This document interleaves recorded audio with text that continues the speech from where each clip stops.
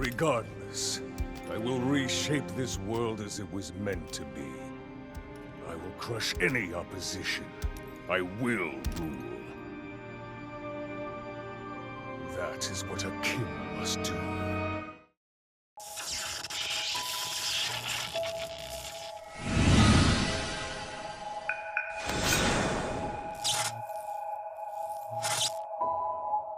The essence and aspects derived from the gods grant not only power, but at times knowledge far beyond our understanding, or I should say, beyond certain understanding. Within the Legend of Zelda, there are those chosen by the will of the gods to wield their power throughout specific moments in time. One of those chosen, despite being the incarnation of all that is evil, is Ganondorf.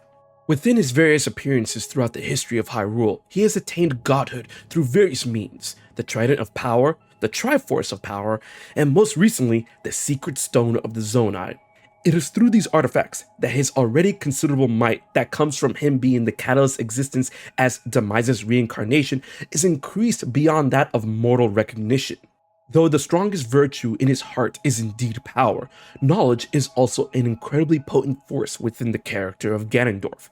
With that in mind, is it possible that a certain knowledge granted to him by divine power that transcends that of time and reality increased Ganondorf's understanding and pushed his machinations beyond that of what we initially believed? Well, I believe so. That the Secret Stone showed him the truth of a victory that was attained by him once upon a time, time after time, but not this time. When it comes to the timeline of The Legend of Zelda, it deals with the concept of multiverse, when the timeline splits due to the events of Ocarina of Time.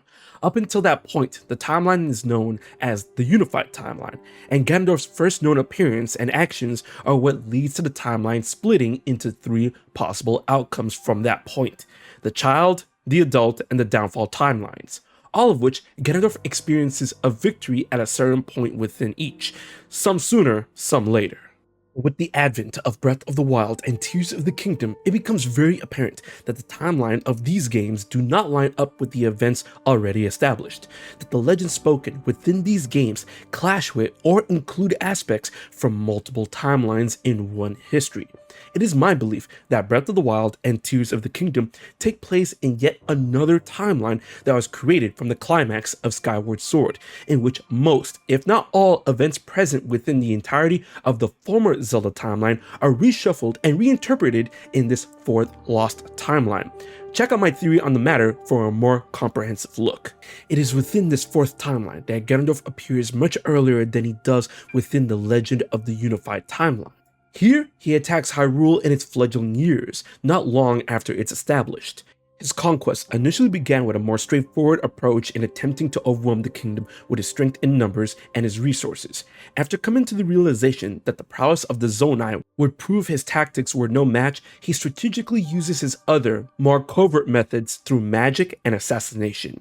He does this in order to acquire a Zonai Secret Stone from Sonia, the Queen of Hyrule. Upon utilizing the Secret Stone for himself, he gains godlike power and becomes the Demon King Ganondorf.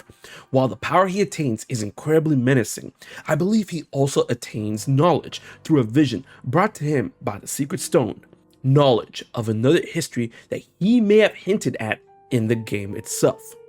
It is actually established through Ganondorf and the Secret Stones themselves that once a new wielder of the stone is recognized, the stone grants them a vision of times past, or potentially in this case, times another.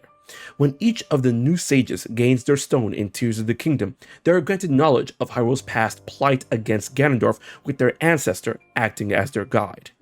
What if Ganondorf, as he's exclaiming that he can feel the strength surging through the power of the Secret Stone, was also feeling his knowledge surging, as he states to Link and the sages of the current era that perhaps there are limits to the knowledge that the Secret Stones impart, as if he himself had knowledge imparted to him without limits.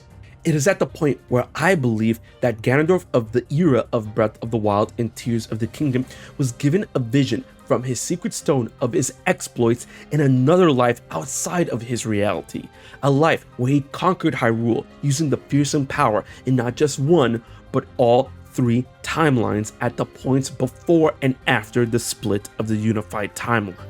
Ganondorf even makes this clear in a not so subtle way towards the ending of Tears of the Kingdom, where he states that he will reshape this world as it was meant to be, and that he will rule, aspects that he achieved in other timelines, but he never did so in this timeline.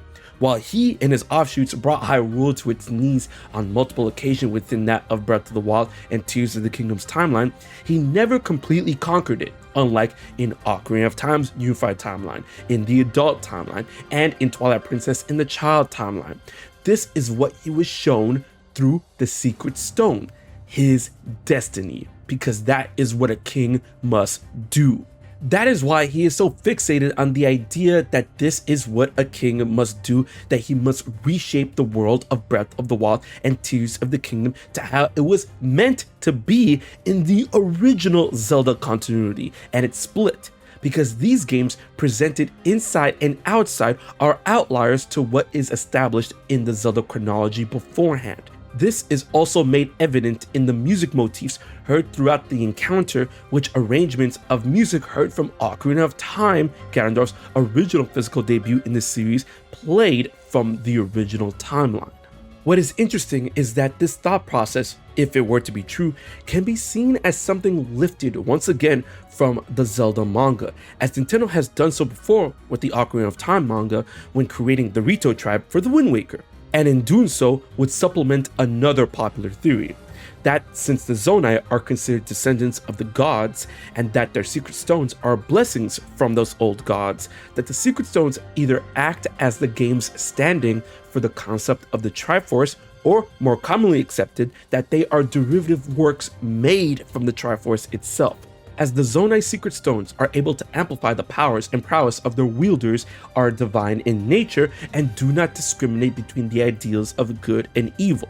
But something that the Triforce does that was recently included in the manga that I really hope they adapt for the games is that within the Twilight Princess manga, the Triforce actually imparts knowledge through a cosmic hive mind to their wielders should they be reunited in different timelines.